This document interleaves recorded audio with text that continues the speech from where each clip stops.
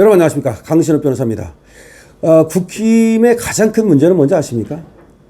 이것들이 말이죠, 국민의힘의 당원들의 의사를 수렴하지 않는다는 거예요. 당원들한테 물어봐야 돼요. 당원들한테 부정선거에 대해서 어떻게 생각을 하고 있는지, 부정선거를 어떻게 지금 우리가 해결해야 할 것인지, 이걸 물어보란 말이에요. 당원들한테 물어봐가지고 당원들이 부정선거 있다고 우리는 본다. 그럼 부정선거가 그럼 증거가 뭐냐, 이런 것이 있다. 그러니까 백서를 만들어야 돼. 당에서 나서가지고 부정선거에 대한 여론조사를 하고, 그리고 그에 대한 여러 가지 사례를 모으고, 그 다음에 또 증거를 찾고, 당에서 나서야 돼. 그런 다음에 그걸 가지고 공론화를 해야 돼. 그래서 야당한테 이거 논의해보자. 어쨌든 우리 당에서 이렇게 많은 당원들이, 이렇게 많은 국민들이 부정선거에 대한 의혹을 파헤치기를 원하고 있다. 그리고 실제 그것이 또 부정선거가 있다고 믿는 사람들이 이 정도 수치가 나온다. 여론조사를 봐라. 여론조사를 보고도 지금 국민의 뜻을 저렇게 무시할 거냐. 그렇게 접근을 하면 야당도 무조건 그거를 무시할 수가 없어요. 그러니까 국힘이 나서면 얘기는 간단해집니다. 당이 뭐예요? 당은 뭐가 있습니까? 돈이 있어요. 당은 또 인력이 있습니다. 그리고 또 노하우도 있고 여러 가지 또 당에서만 할 수 있는 그런 어떤 특혜, 혜택, 그런 것이 있어요.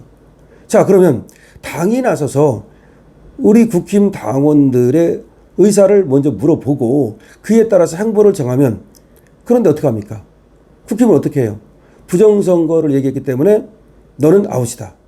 예를 들어서 전환기를 징계한다는 건데, 징계할지는 안 할지는 모르겠습니다만은 부정선거를 말했기 때문에, 계엄을 옹호했기 때문에 아웃이다. 예를 들어서 황교안이라든지 민경욱 같은 분들도 부정선거를 말했기 때문에 아웃이다. 민경욱 같은 사람이 공천 탈락하지 않았습니까? 그야말로 신진, 전혀 이름도 알려지지 않은 사람한테 치지 않았습니까? 그게 부정선거 운동했다고 그러는 거야. 그게 말이 됩니까?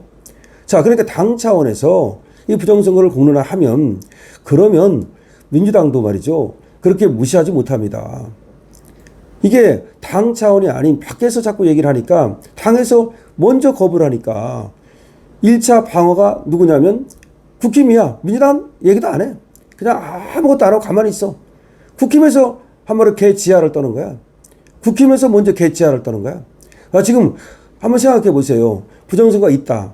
그런데 부정선거로 득을 본 집단은 민주당이다.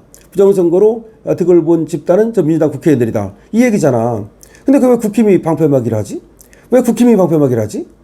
국힘이 부정선거를 했다는 것이 아니고, 지금 부정선거 의혹이 저 민주당 쪽에 있다는 거고, 그래서 민주당 의원들 중에 많은 수가 부정으로 당선됐다는 거고, 그래서 이거를 선거를 지금 공정하게 하기 위해서는 뭔가 바꿔야 된다는 거고, 그래서 사전투표를 폐지하자는 거고, 그리고 본투표로 하되 수개표 의무화하고 그 자리에서 까자는 거고, 이걸 왜 잘못됐다고 생각합니까? 대만도 그렇게 합니다. 거기는 수개표가 의무화됐습니다. 그리고 바로 그 자리에서 깝니다. 왜 그런지 아십니까? 그걸 그렇게 지금 당에서는 모릅니까? 대만에서 말이죠, 수개표를 의무화한 이유가 있어요. 그리고 사전투표를 폐지한 이유가 뭐냐면 중국의 개입 때문이에요. 중국이 어떤 여러분들이 작전을 썼냐면, 대만을 사실상 먹고 싶은 거야. 지금도 2027년에 쳐들어간다는 말이 있어요. 그런데 그 전에 어떤 작전을 썼는지 아십니까? 여기다가 자기들 우위성 정권을 세우려는 거야. 그러니까 대만을 갖다가 이 공산당 놈들하고 통하는, 그러니까 자기 꼭두각시 정권을 세우려고. 그럼 어떻게 세워야 됩니까? 부정선거를 해야죠. 그래가지고 여러분들이 해킹 등의 방법을 통해서 대만의 부정선거를 획책한 거야. 이건 사실이에요. 그래서 대만에서 선거를, 사전투표를 없애버린 거야. 본투표만 하고 그것도 수개표로 그 자리에서 까버리고 부정의 소지를 없앤 거예요. 중국의 개입 때문에. 그런데 생각해 보세요. 그 중국의 개입이 대만에 먼저 시작이 됐어요. 근데 대만은 이렇게 막았어. 그런데 이제 우리한테 시작이 됐다는 거야. 이 공정이 뭐냐면, 그전에는 동북공정이었잖아요. 지금은 동북공정이 아니에요. 한반도 공정이야. 한반도 전체를 먹겠다는 거야. 그래서 서해 공정은 한반도 공정의 하나의 일환일 뿐인 거야. 다시 말해서 처음에는 동북공정 해가지고서, 동북공정이 뭐야? 과거 역사, 고구려 역사가 진해 역사다. 뭐 그런 거 아닙니까? 그 얘기는 무슨 얘기입니까? 북한 땅이 자기네 땅이라는 얘기지, 결국은. 그런데 그것도 모자라가지고 한반도 공정을 시작한 거야. 한반도를 먹겠다는 거야. 그럼 어떻게 먹느냐? 요새는요, 총으로 쳐들어가고 탱크로 쳐들어가지 않아요. 뭐 하이브리드 전쟁, 이걸 윤석열 대통령이 얘기한 거잖아. 대통령은 엄청난 정보를 갖고 있기 때문에 윤석열 대통령은 그거를 먼저 캐치한 거예요. 하이브리드 전쟁을 통해 가지고 해킹이라든가 내지는 어떤 그 우리나라에 들어와서 시민들 간첩질이라든가 여러 가지 방법으로 우리나라를 사실상 점령하는 거지. 그 중에 하나가 부동산 우리나라에 많이 사들이는 거. 지금 그리고 중국 사람, 조선족 사람을 우리나라에 조선족도 다 중국 국적 갖고 있는 사람들을 우리나라에 많이 집어넣는 거. 그 100만 명을 집어넣겠다. 지금 거의 100만 명 됐을 거야. 그리고 여기에 땅을 갖다가 많이 사들이겠다.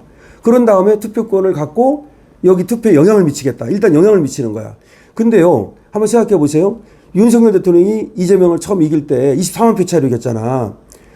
그 24만 표가 이게 얼마 안 되는 거야. 근데 중국 애들이 들어와가지고 만약에 투표권을 얻는다면 뭐 또 여기 한국 국적 얻고 그러면 투표권 얻을 수 있잖아요. 뭐 그런 식으로 해가지고 100만 명만 들어오면 그래서 중국 애들이 100만 명만 한국 국적을 획득하든 아니면 어떤 방법으로든 간에 투표권을 얻어가지고 투표를 하면 바뀌는 거야. 그러면 맨날 투표 하나마나 쟤들이 이기는 거야. 이 경기도 지역 안산이라든지 이런 데서 항상 계속해서 민주당이 이기는 이유가 뭔지 아십니까? 벌써 점령했어. 지금 기와 이즈밀이라든지 기와 조선족 뭐 중국이 이런 애들이 점령을 했기 때문에 걔들은 그냥 민주당인 거야. 걔들한테는 민주당이 공산당이야. 그럼 걔들은 다음에는 다른 당 찍고 이게 없어. 그냥 민주당이야. 바로 이거를 윤석열 대통령이 알았다고 생각을 하거든요. 그래서 하이브리드 전쟁을 얘기하고 그다음에 중국의 해킹이라든가 이런 것들을 얘기했다고 보고 그다음에 물론 아직 선관위 서버를 못 가는 바람에 우리가 그 증거를 그 선관위 서버에서의 증거를 못 찾았지만 다른 증거들이 굉장히 많다는 거지. 자, 그러면 부정선거를 결국 해결하기 위해서는 알렉산더식 해법을 써야 된다 이 말이야. 그러니까 이제 알렉산더 대왕이 말이죠. 어렸을 때 그 마케도니아 광장에 한번 간 적이 있어요. 나타났습니다. 근데 마케도니아 광장에는 엄청난 말뚝이 크게 박혀져 있었는데 거기에 가죽끈이 칭칭칭칭칭 이렇게 묶여 있었습니다. 그런데 이걸 푸는 사람이 왕이 될 것이라는 전설이 있었어요. 그러니까 가는 곳마다 거기에는 사람이 엄청나게 항상 많아. 그 말뚝 앞에는 온 곳에서 사람들이 몰려들어가지고 장사가 지금 같으면 강호동 뭐 최홍만 이런 애들이 다 와가지고서 그걸 풀겠다고 뭐 힘으로 잡아당기고 뭐 그렇게 하는 거야. 그래도 뭐 그게 됩니까? 안 되지. 응? 그런데 어느 날 소년 하나가 와 거기를. 그런데 뒤에 칼을 차고 있어요. 그러더니 아주 너무 당당하게 내가 해보겠다 그러니까 처음에는 비웃었지. 네가 뭘 지가 얼마나 우습겠어. 하지만 그 소년은 뭔가 다른 사람하고 포스가 달랐어요. 포스가 다르니까 한번 기회를 주자 이렇게 또 소리가 나왔고 그러니까 결국은 이제 그 소년이 앞으로 나가게 됩니다. 그럼 말뚝 앞으로 나가더니 갑자기 suddenly 갑자기 뒤에서 등에서 칼을 뽑더니 그냥 내리쳐버리는 거야. 그 가죽끈을 갖다가. 그러니까 두동강이 확 나면서 그냥 가죽끈이 풀려져 버리는 거야. 응? 그래서 가죽끈을 풀었습니다. 그게 알렉산더 대왕이야. 나중에 알렉산더 대왕이 되잖아. 이제 나중에. 그때는 14살이었고. 이게 이제 알렉산더식 합법이라고 그래. 알렉산더가 이제 끌어버린 매듭을 이제 고르디우스 매듭이라고 그러죠. 그래서 유명한 얘기예요. 그러니까 어떤 문제를 해결할 때 단칼에 해결하는 방법이 있다는 얘기죠. 뭐 복잡하게 생각하면 안 된다는 거야. 그걸 왜 손으로만 푼다고 생각을 합니까? 왜 힘으로만 푼다고 생각을 합니까? 칼로 내리치지 말라는 법이 있어? 바로 그런 어떤 획기적인 다른 발상으로 이제 하는 걸 이제 그걸 갖다가 이제 쾌도난마식 해법 고르디우스 매듭을 풀었다 이렇게 얘기하는 겁니다. 자, 그런데 마찬가지로 지금 우리 아주 부정선거를 해결하는 방법은 이거 종교화돼 가고 있어요. 잘못하면 이 종교화되면요. 나중에는 정말로 부정선거 없을 수도 있다고 믿게 돼요. 나중에. 그러니까 이 100년, 200년 후에는 이 부정선거가 하나의 종교가 돼버릴 수 있어. 부정선거교. 그러니까 그거는 민주주의의 엄청난 그야말로 악재고 하나의 불행 아닙니까? 그래서 여기서 해결을 해야 돼요. 그럼 어떻게 되느냐? 당이 나서야 된다는 거야. 국힘당이 나선다. 국힘당이 부정선거 문제를 이제 받아들여서 있다 없다를 얘기하는 게 아니야. 부정선거 문제를 조사하자.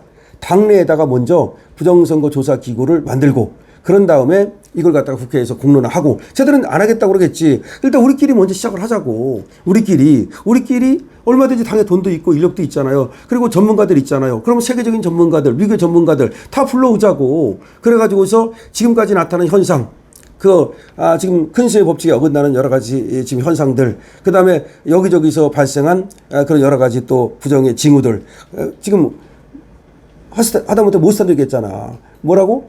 3,000장이 계속 이재명이 찍힌 지금 투표용지가 나왔잖아. 이런 거를 비롯해가지고 여러 가지 지금 부정의 징후들, 그 다음에 해킹. 제가 얘기했잖아. 아까 대만. 그런 어떤 해킹의 징후들. 이걸 전부 다 모아가지고서 백서를 만들자고. 부정선거 백서를 만들고, 그 다음에 연구팀을 꾸리고, 조사 우위를 만들고, 얼마든지 할 수 있습니다. 이거를 하는 사람을 당대표로 뽑으십시오. 여러분 어떻게 생각하십니까? 강신업 의견에 동의하신다면 222번 주시고요. 여러분들 그리고 댓글 많이 달아주시기 바랍니다. 강신업 방송 좋아요 눌러주시고 구독과 공유도 꼭 부탁드립니다. 그리고 강신업 스토어 많이 이용해 주시기 바랍니다. 강신업 TV입니다.